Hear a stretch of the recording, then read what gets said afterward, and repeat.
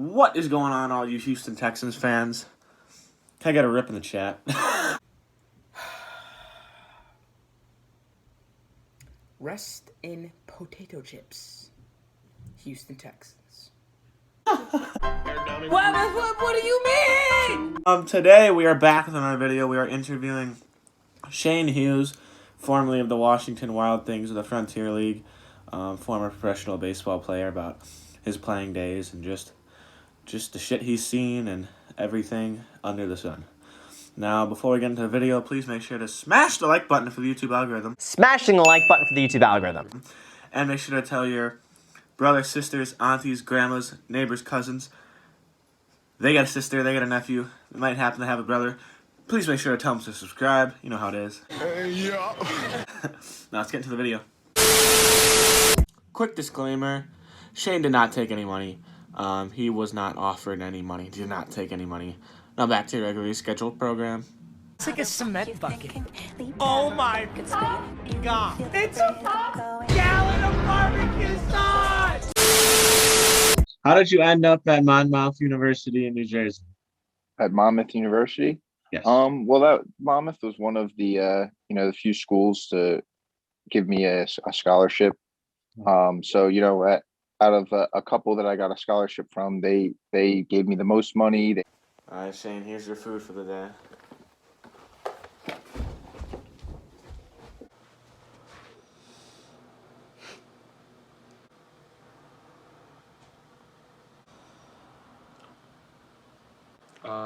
Thanks, Coach. What do you mean? Had a very attractive campus. I liked the routine that the baseball team went through, and why can't I think of the word? The history behind the baseball team and everything like that. And just the school as a whole, I really enjoyed every aspect of it from my visit. So that's why I chose Monmouth. Okay. And then can you describe your time playing college baseball? Okay, yeah, well, so my freshman year, I actually ended up with an injury. I broke my hand, so I had to redshirt. So I was at Monmouth for 5 years. Okay. But honestly, that was a blessing because it allowed me to start for the next 4 years. I wasn't necessarily in the starting lineup as a freshman from day one. Yeah. It's especially in Division I college athletics, it's a tough it's tough to make a lineup, especially as a freshman. Mm-hmm. And so after that injury, I was able to come back for the next 4 years and contribute. So that's basically sums it up. Okay. And then what do you think your biggest accomplishment in college was? On the field, off the field, both, doesn't matter. My biggest accomplishment in college. So it's tough because there's a lot of minor things like that. Like I went 10 for 12 in a doubleheader one time. I thought that was pretty cool. It felt like I couldn't even get out. Damn! But yeah. And then I won some all conference awards and stuff like that. Mm-hmm. But I think that the biggest accomplishment was that I was able to play at a school that my parents and grandparents were able to attend almost every game that they could. Okay. And they were able to see that part of my baseball career, because that's not always, it's not always a thing for some parents to be able to see all of their kids' games. And I think that is a huge accomplishment, that I was able to put myself in a position where I was able to choose where I wanted to go. Mm-hmm. Yeah, that's pretty rare, I'm sure, in Division I. If you want a true baseball answer, though, in summer ball, I hit a walk-off home run to take us to the championship series, bottom of the ninth, tie game, full. I think 0-2 count. Gone forever, Aaron Hernandez. Runners on first and second. That was probably the coolest baseball moment of my life. Was hitting that walk-off home run. That's awesome. And then Frontier League, how did you end up playing for Washington? I see the pennant right above your head. Oh yeah, I tried to give you a nice little background. So Playing for the Wild Things. So I my first year of pro ball was in California in the Pacific Association with Okay. the Martinez Clippers. And Mhm. then from there, that league is more of a filter league to try and get into the Frontier League. I would say it's the Frontier League is a promotion from that league. Okay. So that's basically how I ended up there. I played there and played well enough to where I was noticed by Tony Baselli, the general manager at the Wild Things, and he was able to reach out to me and sign me from there. Awesome. And then what would you say the difference was between where you started and the Frontier League, like facility wise and road Oh, it life wasn't and even close. So, nothing against the Pacific Association. I love that league. It was a really fun league, but that league Mhm. is more of it was all in Northern California. So no teams were over an hour away from each other.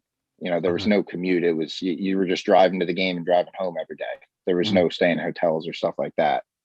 And as far as fans go, there wasn't, maybe 100, 200 a game, nothing Okay. like you would see in the Frontier League. So it Mhm. was it was almost like getting caught up to the big leagues to go play in the Frontier League. It was cool. That's awesome. Yeah, there's always a lot of fans at the Frontier League. Yeah, those games are always packed. Yeah, that it was more than I was anticipating when I first got signed there. It was a Mhm. pretty cool atmosphere, especially on those weekend games. No matter Yeah, where you were playing, it was full. yeah, not even just just the facilities. They're like the stadiums, like they're so Oh, cool. they're They're incredible. like a major league, high double A, minor league level. Like they have some Yeah, really cool stadiums. Hmm. almost all of them. Yeah, yeah, Almost pretty every much single all. one is a top-notch stadium. One of the Mhm. nicest that I've played in. My favorite is Joliet. Personally, I like them the best. Their I like stadium's really Joliet. cool. I think it's cool with the prison in the background and everything. Yes. That's really cool. Yep, I agree. Hmm. And then, what are some tips that you have for young players in today's generation? Because your career batting average was 338, so clearly you know something. So what are my tips for becoming a better baseball player or Yes. for yeah? Um it's a very, cliche answer, but never give up because you can see so many people, the guys that were the best players when I was 12 were Hmm. not the best players when I was 25.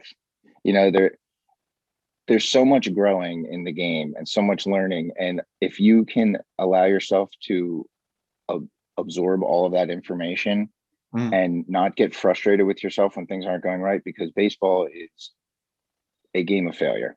You Yeah. said I hit 338 and you thought that was great. That means I got out 700 or 70% of the time. You know, I was Mhm. batting 700 and getting out.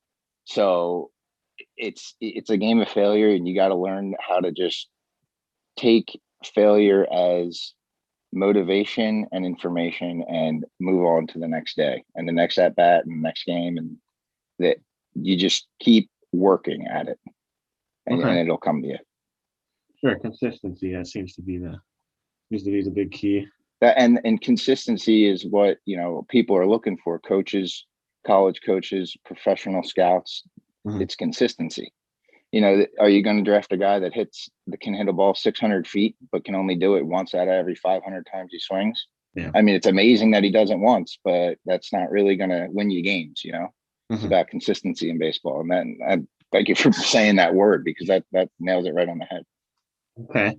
And then, what were some of the struggles you faced while playing for Washington, the Frontier League? um so that's a great question, because you know, as humbly as I can say this, I think the Frontier League was the first time that I've actually struggled in baseball, as far as Hmm. stats go. I don't remember exactly what I hit, but I think I hit in the 240s my only year in the Frontier League, and I was still batting third on the team. It's a different level of baseball. The pitcher, everyone is throwing hard. Hmm. Everyone is has good off speed. So there's really no, in college, you can kind of say, okay, we're playing this team 3 days in a row. They have this good pitcher, maybe that good pitcher.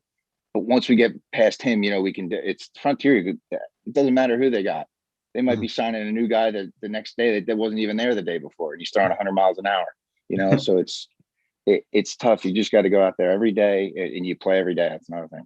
Every single day, and you're just grinding, and that's something that even though you play a lot of baseball, and I played a lot of baseball in California and a lot of baseball in college, you don't play as much as you do in the Frontier League, and it's a hard lifestyle to get used to. Mm-hmm. Okay. And then what was your favorite part about playing baseball? The same exact thing that I just said that was the toughest was the road trips, staying in hotels, being with your friends, making new friends. It's the whole lifestyle of baseball to me was awesome. And, I would trade anything to be able to go back and play some more, because just those nights spent with the guys after the games and stuff like that in the hotels and hanging out, that's what I remember the most. Okay. And then I think I got two more questions for you. This one's a two-parter. What are some of your favorite fan interactions that you've had, and some of the craziest things you've seen happen on a baseball field from fans or players? So besides meeting you, because you were up there as one of my favorite fan interactions, it's Awesome. not often that I've had someone reach out to me and say that they enjoyed watching me play and wanted to get to know me. That was really cool. I could say at home for the Wild Things, we had a bunch of really cool season ticket holders that would come out before every game and just say hello. How you doing? Did you eat enough last night? Checking in on us. And they were really nice people. And it felt like you were like a family there. And that was pretty cool. That was a pretty cool, fan player interaction. Okay. And one of the craziest things I've seen also happened with the Wild Things. I forget who we were playing, but you've seen someone swing and miss and let go of their bat and flies into the stands, Yes. So this guy was the beer batter, which is also, the guy selected that if he strikes out, then everyone gets free beer or half off beer or something for the rest of the inning. So the whole stands is wanting this guy to strike out, and his first swing lets go of the bat. I think it might have been raining, so he has an excuse. Let go of the bat and went in the stands. And I don't think it hit anybody, but it might have came close. So there were some people in the stands not too happy with him already. Okay. So, whatever, he gets his bat back. He gets back in the box. Next pitch, swing and miss, same spot. Throws the bat in the stands again.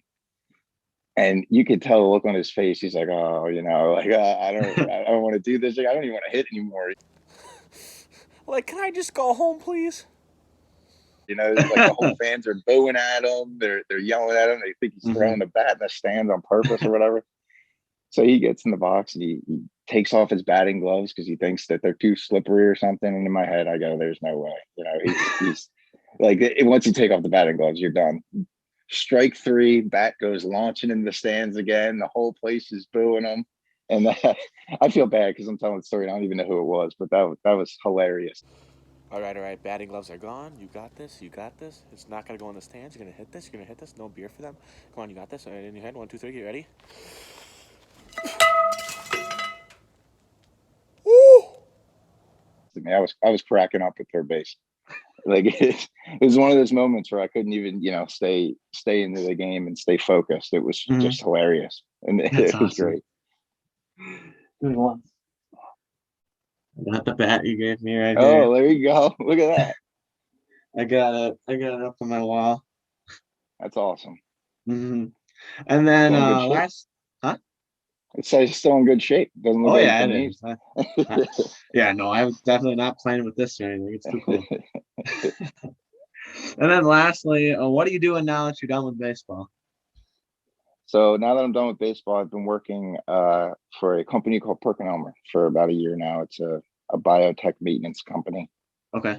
I hang out on the laptop and work from home for the last year. So it's it's not as boring as baseball, but baseball comes and goes. It's not forever. Not for everyone. I wish it could have been, but Yeah.